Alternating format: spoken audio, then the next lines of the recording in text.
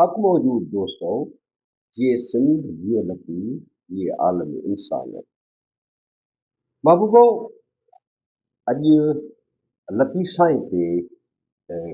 पाण खे ॻाल्हाइणो आहे। जीअं त दस्तूर पाण ॻाल्हाईंदा आहियूं। बुनियादी तौर ते मूं वटि ॿ टे सुवाल आहिनि, जेके सुवाल इंतिहाई अहम आहिनि ऐं उन्हनि सुवालनि जे निबेरे खां सवाइ फ़िक्र लतीफ़ जंहिं अंदाज़ ऐं जंहिं हक़ीक़त में जंहिं पंहिंजे रियलिटी में असां वटि अचणु खपे उहो नथो अचे ऐं उहे सुवाल बि उन मुतालिक़ आहिनि। लतीफ़ साईं जा 30 सुर आहिनि ऐं उन्हनि में नंबर पहिरें ते सुर रखियो वियो आहे कल्याण। कल्याण जो जेको आडवाणी साहब जेका माना ॾिनी आहे उहा सुख ऐं शांती जी ॾिनी आहे ऐं हू ॼाणाए थो त सुर कल्याण हिकिड़ी रागणी बि आहे जेका सांझीअ जो बि ॻाइण में ईंदी आहे ऐं असर जो बि ॻाइण में ईंदी आहे ऐं पोइ अॻिते हली उन धणी जी सना में ॻाल्हायो आहे ऐं उहा सना मौजूदु बि आहे बिल्कुलु कल्याण में। पहिरें असां जॾहिं सुर में हलंदासीं त उनजी जेकी दास्तान पहिरियों आहे ख़ासि तौर ते उहो अलाह पाक जी सना जे लाइ आहे त उहो अवल आहे आख़िर आहे, सभु कुझु रब जी ज़ात आहे ऐं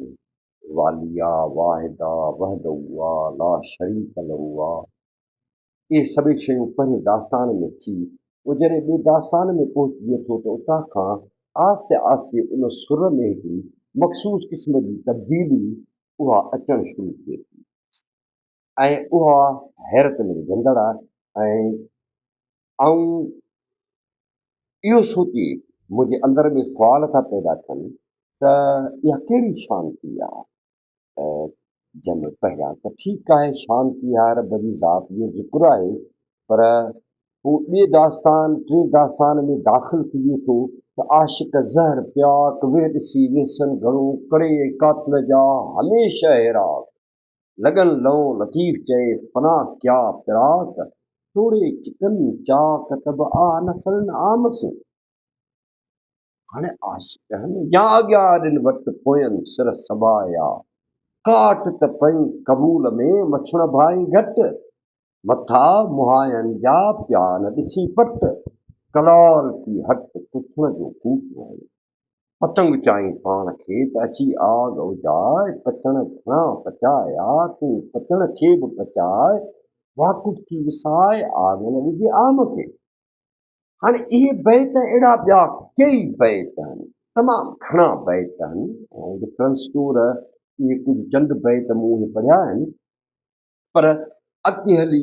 कुसण जो कूट थो वहे, आशिक ज़हर थो थी पवे, आशिक ज़हर प्याक थी थो पवे, सूरी सेज बणिजी थी पवे ऐं जेकॾहिं टूह तूं तारी थो टूह कड़ो थींदो आहे ॾाढो त पोइ तूं आशिक छाजो आहीं, पोइ तूं आशिक न आहीं। ऐं अॾनि ते हिकिड़ा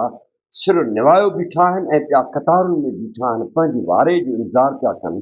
त मूंखे सम्झ में नथो अचे त कल्याण सुख ऐं शांती जो सुर कीअं थियो। सिधा बैत पिया आहिनि ऐं सिधी ॻाल्हि पई आहे त उन में सुख ऐं शांती जो मतिलबु असां कीअं सम्झूं त इहो सूर्य ते चढ़ण जो सुख आहे ऐं आशिक जेको ज़हर पीए थो इहो बि सुख आहे ऐं पतंग जेको पचाइण खे बि पचाए थो त उहो बि सुख सां सम्झूं त इनखे असीं सुख कीअं सम्झूं। ठीकु आहे, तसौफ़ जी दुनिया में हिकिड़ा इस्तारा हिकिड़ा ख़याल हिकिड़ी तजरीद ज़रूरु मौजूदु हुजे थी, पर ही सिधियूं शयूं आहिनि, ही सभई जेके ॻाल्हियूं आहिनि उहे सिधियूं महसूसु थियनि। मूं वटि कुझु सुवाल आहिनि, मुहक़क़नि जे लाइ छॾियां थो, वॾा आलिम सिंध में मौजूदु आहिनि, PhD कयो वेठा आहिनि, उन्हनि खां मतिलबु इहे सुवाल उनजे आॾो अर्ज़ु रखजनि था त आख़िर इहो कहिड़ी शांती आहे।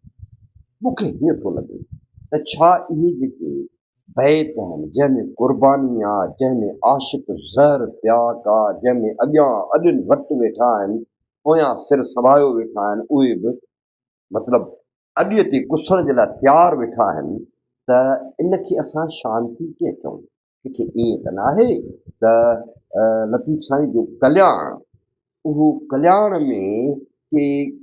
ॿिए कंहिं सुर जा, लतीफ़ साईं जे ॿिए कंहिं सुर जा बैत उन में दाख़िल कया विया आहिनि। ऐं मूंखे कॾहिं कॾहिं शक पवंदो आहे, मुंहिंजो गुमान आहे, ज़रूरी नाहे त आउं दुरुस्त हुजां, पर मूंखे कॾहिं कॾहिं शक पवंदो आहे त किथे ईअं त नाहे त लतीफ़ साईं जे फ़िक्र खे अहिड़े नमूने सां तरतीब ॾियारियो वियो आहे जो लतीफ़ साईं महज़ हिकिड़ो ओलिया हुजे, महज़ खाऊं पूरियूं करण वारो हुजे, असांखे पुट ॾींदड़ हुजे, दागा फीणनि वारो हुजे, जहान हुजे, पर ही हिकिड़ो एॾो वॾो आलमी मुफ़किर जेको ओभर जे फ़लसफ़े में सभिनी खां उत्तम बीठो आहे, बल्कि किथे किथे त ओलह जे फ़लसफ़े खे बि मात ॾेई थो छॾे पंहिंजे ख़्यालनि वसीले। शाइरी हिकिड़ो डिक्शन आहे, ज़ाहिर आहे उन में वधाव बि आहे, उन में जमालियात बि आहे, उन में सूंहं हुस्न ऐं इन्हनि सभिनी शयुनि जो ज़िक्र आहे, पर उन में ख़्याल मौजूदु आहे ऐं ख़्याल फ़लसफ़े जो बुनियादु आहे, ॾाप जो बुनियादु आहे। जॾहिं तव्हां ख़्याल करियो था तॾहिं तव्हां ज़ाहिर आहे उन ते गौर वीचार करियो था ऐं उन ते सोचियो था ऐं उन खां पोइ उन जा नतीजा तव्हां तलाश करण जी कोशिशि कयो था। ऐं ॾाप जो इहो ई उसूल आहे त लकावनि खे ॾिसी उन्हनि ते गौर करणु ऐं उन्हनि जी जेका असुलियत आहे, उन जी जेका हक़ीक़त आहे, उन हक़ीक़त खे सम्झणु ऐं उन जी सम्झण वारी जेका तलाश आहे, जेका वलोड़ आहे, उन वलोड़ खे जेको आहे ज़ाहिर करणु। सो मूंखे हीअं लॻे थो त लतीफ़ साईं जे रिसाला जेतिरा बि तरतीब ॾिना विया आहिनि उन में कल्याण पहिरें नंबर ते रखियो वियो आहे। हाणे लतीफ़ साईं अरिड़हनि सालनि जी ॼमार में हक़ीक़त जो कमु त न कयो हूंदो, ज़ाहिर आहे हुन मिजाज़ मां जेका सो शाइरी कई हूंदी, जोभन आहे हुनजो, जवानी आहे हुनजी, साम्हूं बि लिखियो हूंदई, मूमल राणियो लिखियो हूंदई, सुहिणी निहार लिखियो हूंदई, ऐं अहिड़ा मिजाज़ वारा जेके हुनजा ॿिया सुर आहिनि उहे लतीफ़ साईं लिखिया हूंदा। पर लॻे हीअं थो त न रुॻो लतीफ़ साईं जे सुरनि जी तरतीब सां हथ तुरांद थियल थी ॾिसिजे, पर हिकिड़े सुर जा बैत खणी ॿिए सुर में विधा विया आहिनि, ॿिए सुर जा बैत खणी ॿिए सुर में विधा विया आहिनि। नतीजो इहो निकितो आहे त असांजी सम्झ जेका आहे उहा जवाबु ॾेई थी वञे त ही कहिड़ी माम आहे, ही कहिड़ी माजरा आहे जंहिंमें आशिक़ ज़हर पिया कनि ऐं उनखे शांती ऐं सुख जो जेको आहे सुर सॼो थो वञे।